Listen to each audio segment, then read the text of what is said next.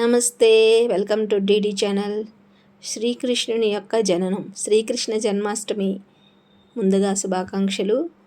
రేపు మండే శ్రీకృష్ణ జన్మాష్టమి కదా. సో కృష్ణుడి గురించి కొన్ని విషయాలు అయితే తెలుసుకునే ప్రయత్నము చేద్దాము. శ్రీకృష్ణుడి యొక్క జన్మ వృత్తాంతం, అలాగే కొంచెం కృష్ణతత్వం గురించి కూడా అందరమీ తెలుసుకునే ప్రయత్నము చేద్దాం.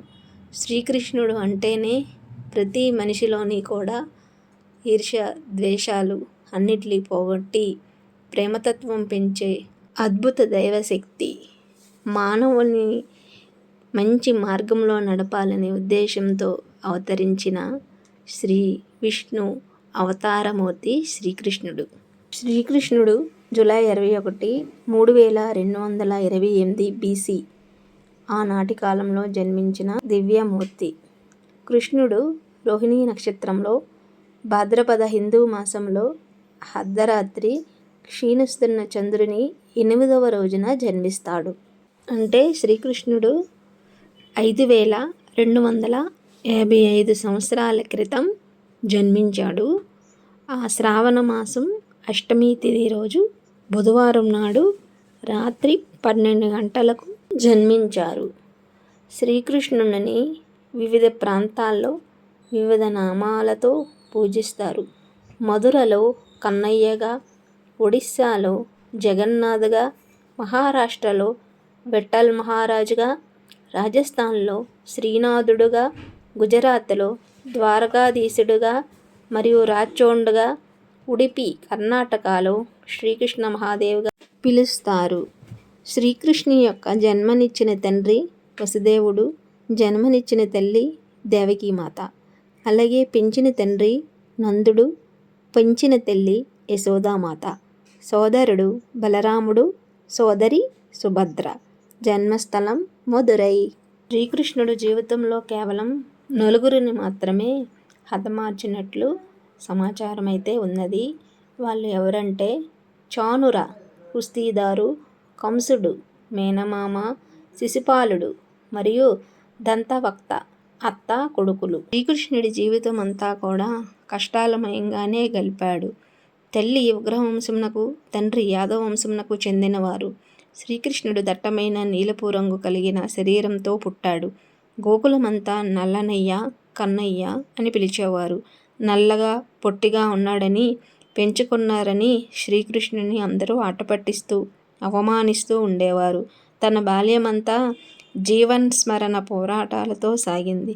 కరువు ఇంకా అడవి తోడేళ్ల ముప్పు వలన శ్రీకృష్ణుని 9 ఏళ్ల వయసులోనే గోకులం నుంచి బృందావనానికి మారవలసి వచ్చినది. శ్రీ మహావిష్ణువు తన సృష్టిలోని జీవులకు బాధలు హెచ్చించినప్పుడు, లోకంలో పాపం హద్దుమీరినప్పుడు దుష్టులను శిక్షించి శిష్టులను రక్షించడం కోసం జీవుల రూపంలో అవతరించి దుష్ట శిక్షణ, శిష్ట రక్షణ చేస్తూ ఉంటాడు.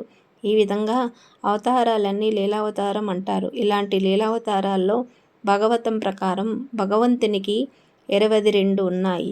శ్రీ మహావిష్ణువు లీలావతారంలో 25వ అవతారం శ్రీకృష్ణ అవతారం. ఈ లీలావతారాల్లో 22లోనూ ముఖ్యమైనవి 10 ఉన్నాయి. ఈ 10ంటినే దశావతారాలు అంటారు. ఈ దశావతారాల్లో శ్రీకృష్ణుడు ద్వాపర యుగంలో శ్రీకృష్ణునిగా జన్మించాడు. శ్రీకృష్ణుడి జన్మ వృత్తాంతం. మధురా నగరాన్ని సూరసేన మహారాజు పరిపాలిస్తూ ఉండేవాడు. ఆయన యాదవ వంశానికి చెందినవాడు. ఆయనకు వసుదేవుడు అనే కుమారుడు ఉండేవాడు. వసుదేవునికి ఉగ్రసేన మహారాజు కుమార్తె దేవకికి ఇచ్చి వివాహం చేస్తారు. చెల్లెలు అంటే ఎంతో ప్రేమ కల కంసుడు ఆమెను అత్తవారి ఇంటికి రథం మీద సాగనంపుతుంటే శరీరవాణి దేవకి గర్భంలో పుట్టిన 8వ కుమారుడు కంసుడిని సంహరిస్తాడు అని చెబుతుంది.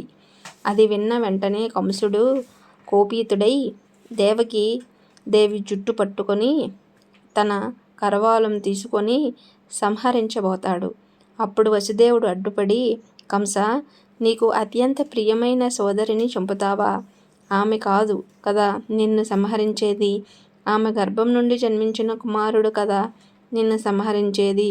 దేవకి గర్భంలో ప్రతి సంతానాన్ని తీసుకొని నీకు సమర్పిస్తాను అని చెబుతాడు. అది విన్న కంసుడు వెంటనే ప్రీతి చెంది ఆయనకు అలాగే చేస్తాడు. అలా ప్రతి సంతానాన్ని కూడా కంసునికి ఇవ్వగా కంసుడు సంహరిస్తూ ఉంటాడు. 8వ సంతానాన్ని తీసుకొని నాకు సమర్పించు అని కంసుడు చెప్తాడు.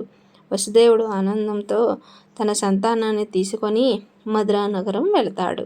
ఇలా ఉండగా నారదుడు కంసుడికి చెప్తాడు, దేవకీమాత గర్భంలో జన్మించిన 8వ సంతానం వల్ల నువ్వు మరణిస్తావు అని చెబుతాడు. వెంటనే దేవకీ వసుదేవులను చెరసాలలో బంధించి బయటికైతే వదలరు. దేవకీదేవి 7వ మారు గర్భం ధరించినప్పుడు విష్ణువు తన మాయతో ఆమె గర్భాన్ని నందనవనంలో నందుడి భార్య రోహిణి గర్భంలో ప్రవేశపెడతాడు. ఈ గర్భం వలన రోహిణికి బలరాముడు జన్మిస్తాడు. చెరసాలలో దేవకికి గర్భస్రావం అయ్యిందని అనుకుంటారు. కొన్ని రోజులకు దేవకీదేవి 8వ మారు గర్భం ధరిస్తున్నది. దేవకీదేవి 8వ మారు గర్భం ధరించినప్పుడు కంసుడికి చెడు శకునాలు, మృత్యుభీతి కలుగుతుంది. లక్ష్మీనాథుడు దేవకీ గర్భంలో ఉండడం చూసి దేవతలు, యక్షకిన్నెరలు, కింపురుషాదులు దేవకీదేవన్న చెరసాలకు వచ్చి స్తుతిస్తారు. దేవకీ గర్భం నుండి శ్రావణ శుద్ధి అష్టమి తిథి నాడు విష్ణువు శ్రీకృష్ణుడై రోహిణీ నక్షత్రయుక్త అయినప్పుడు జన్మిస్తాడు. సరిగ్గా ఎల్లుండు శ్రీకృష్ణ జన్మాష్టమి. వసుదేవుడు ఏదో దైవంతో ప్రేరేపించబడినట్లు కృష్ణుడిని పొత్తిళ్లలో పెట్టుకొని చెరసాల బయట నిద్రపోతూ ఉన్న కావలి వాళ్ళని తప్పించుకొని యమునా నది వైపు బయలుదేరుతాడు. యమునా నది వసుదేవుడు రావడం చూసి రెండుగా చీలిపోతుంది. యమునా నది నుండి బయట దేరి నందనవనంలో తన స్నేహితుడైన నందుని ఇంటికి వెళ్ళి యశోద పక్కన ఉన్న శిశువు ప్రదేశంలో శ్రీకృష్ణుడిని విడిచి ఆ శిశువుని తీసుకొని తిరిగి చెరసాలకు వస్తాడు. చెరసాలకు చేరిన వెంటనే ఆ శిశువు ఏడుస్తుంది. ఆ ఏడుపు విన్న కావలి వారు నిద్రలేచి దేవకీదేవి 8వ మారు ప్రసవించింది అని కంసునికి చెబుతారు. ఆ మాట విన్న కంసుడు చెరసాలకు వెంటనే వచ్చి ఆ శిశువుని తీసుకొని చంపడానికి పైకి విసిరబోతుంటే దేవకీదేవి నీకు పుట్టింది మేనకోడలు, చంపొద్దు అని వేడుకుంటుంది. కంసుడు ఆ మాట వినక శిశువుని సంహరించడానికి పైకి విసురుతాడు.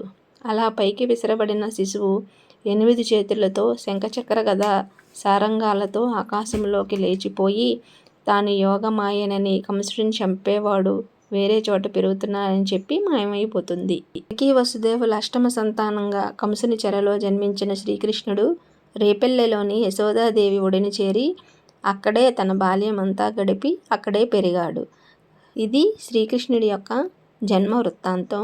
ఆ తర్వాత శ్రీకృష్ణుడు బాలచేష్టలు అన్నీ కూడా యశోద దగ్గర రేపెల్లలో చాలా అద్భుతంగా అయితే జరుగుతాయి. కృష్ణునికి పేరు పెట్టినది ఎవరు?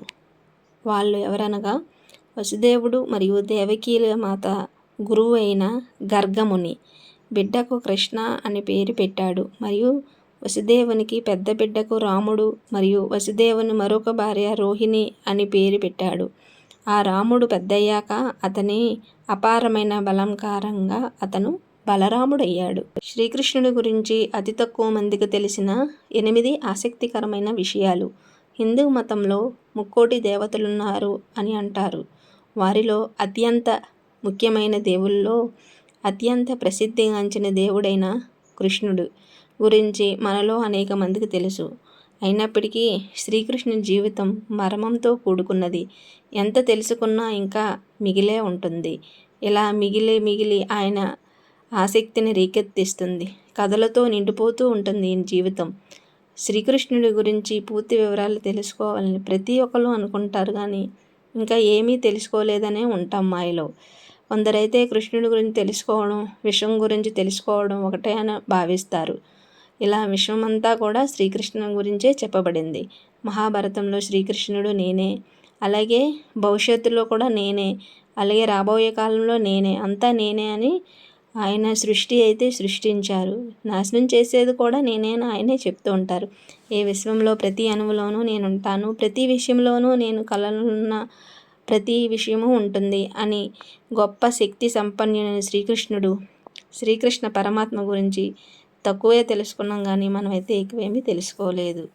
శిశువు కృష్ణుడు అల్లరి పిల్లవాడు, అతని చిలిపి చేష్టలు, అల్లరి పనులు కూడా చాలా బాగుంటాయి.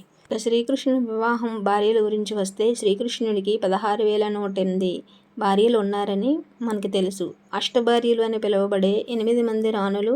వారిలో బాగా ప్రసిద్ధి చెందిన వారైతే రుక్మిణి మాత, ఆవిడ ఫస్ట్ భార్య, అలాగే రాధ, అలాగే సత్యభామ. ఇలాగా ముఖ్యమైన భార్యలలో 8 మంది భార్యలు. ఇంతేనండి. ఇంకా చాలా విషయాలు ఉన్నాయి శ్రీకృష్ణుడు తెలుసుకోవడం గురించి. ఈ వీడియో నచ్చితే ప్లీజ్ లైక్ చేయండి, సబ్స్క్రైబ్ చేయండి, అలాగే షేర్ కూడా చేయండి. ఇంకా మంచి మంచి వీడియోలతో అయితే మేము ముందుకు వస్తాం. కృష్ణతత్వం గురించి తెలుసుకుందాం. Bye bye.